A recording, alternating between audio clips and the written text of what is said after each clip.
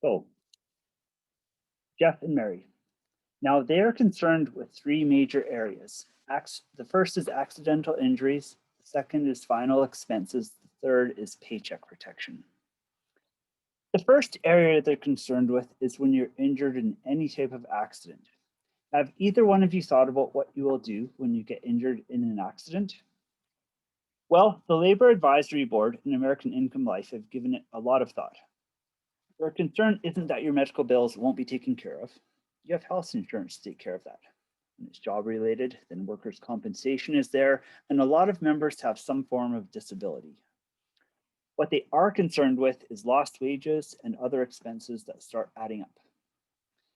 Jeff, when you end up in the hospital, even though your medical bills are taken care of, no one pays you to be there. Mary, when you get that phone call, obviously you won't be working either, will you? You'll be there by his side, and vice versa. God forbid, when something happens to any of your children, in that case, no one is working, right? Jeff, when you, Mary, or any of the kids gets hurt and have to go to the emergency room, they're going to send you up to $300 just for taking the time to get injury looked at. That's for any kind of accident, whether you scrape your knee, need stitches, on or off the job. That money comes to you here at home. The only exception is to that is when you have to stay overnight in the hospital. They're going to send you $600 a day for up to a full year. That ends up being $4,200 a week. Now, let me ask you, when that money comes in, will that help your family? Yeah, of course it will. Now, the only exception to that is when you have to stay in intensive care. They're going to send you $1,200 a day for up to 2 full weeks. The reason why it's that much is because usually when you're in intensive care, it's a life or death situation. Does that make sense? Now, the second area they're concerned with is your final expenses. Now, Jeff, who is going to be responsible for taking care of your funeral and final expenses when something happens to you? Now, let me ask you, have either one of you had to plan a funeral? The reason that I asked is that it's a very serious problem. Now, the concern is not the fact that you're going to die, because we'll all die, right? When we die, someone in our family has to face a funeral director immediately. Funeral directors these days require all or the bulk of the money upfront on the spot before they start doing anything, or at least they want to know where the money is going to come from. You realize that? A lot of people don't. So while your family is waiting for life insurance to come in, who has to take care of things in the meantime? That's right, the family, or you, Mary, or they either have to take the money out of savings if they have it, or worse yet, borrow it. Does that make sense? Now what they've done is they set up the Freedom of Choice certificate to take care of your final expenses. If you qualify, each of you will receive your own certificate that looks just like this.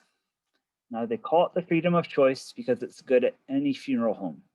The way this works is when something happens to you, Jeff, then Mary, you take the certificate to any funeral home you choose.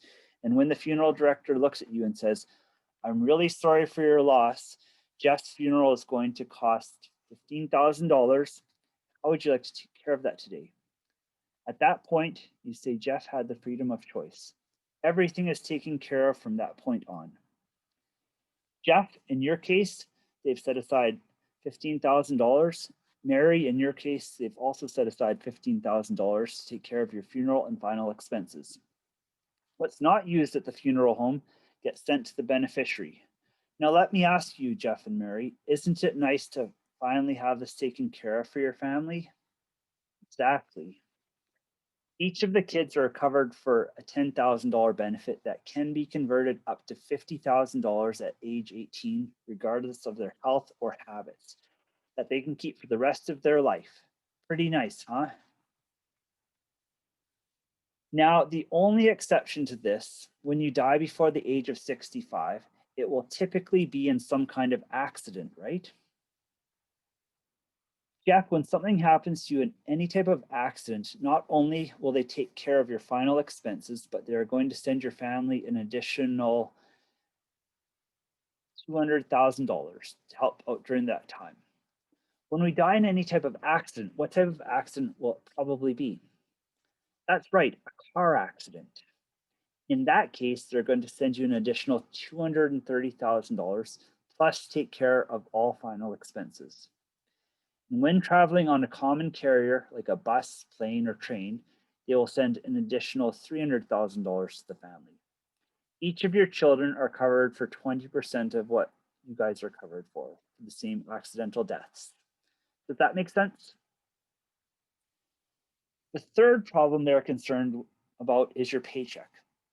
Jeff, you're on your way home from work, you get killed in a car accident or pass away from a stroke or a heart attack. Is your paycheck going to keep coming to support Mary and the family? Of course not. Your paycheck vanishes just like that. But taking care of the family, putting food on the table, paying the bills, those all stay pretty much the same. So Mary, the bills keep coming in month after month and Jeff's paycheck is gone, right? But let me ask you, you do have life insurance, right? Hopefully 10 times your annual income. The Teamsters realize that most of the members do have life insurance.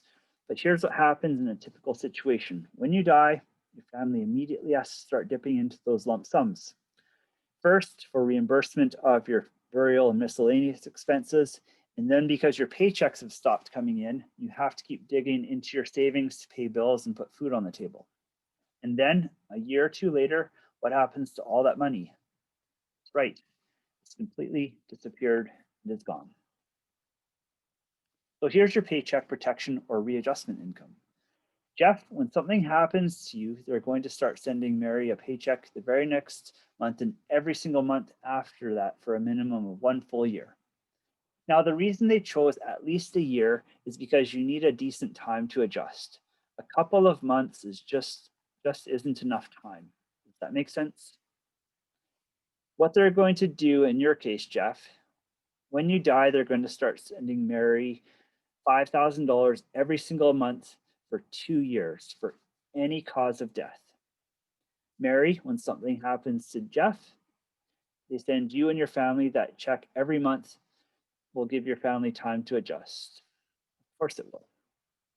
Now, Mary, you'll be in a position that when that does happen, you take the money you receive and you get invested for your future, children's education, and retirement. Does that make sense? And Mary, when something happens to you, Jeff will receive $5,000 a month for 2 years. Now, this does build an emergency fund. After 3 years, if things ever get tight financially, there will be some money to help take care of your insurance program during that time so you don't lose it. There's also reduced paid up insurance.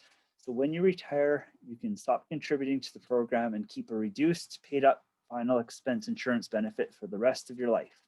Pretty nice, huh? Have you ever thought about what you would do when you're diagnosed with a terminal illness? Well, they put a lot of thought into it. In fact, they realize you're going to need a lot of cash. When you're diagnosed with a terminal illness and not expected to live more than a year, they're going to send you half your final expense and paycheck protection. The other half will come to your family after you are gone. There is a strike and layoff clause so that you can't lose your program. In fact, in case of a union strike, they will take care of these insurance benefits for you for up to a year and you never have to pay it back.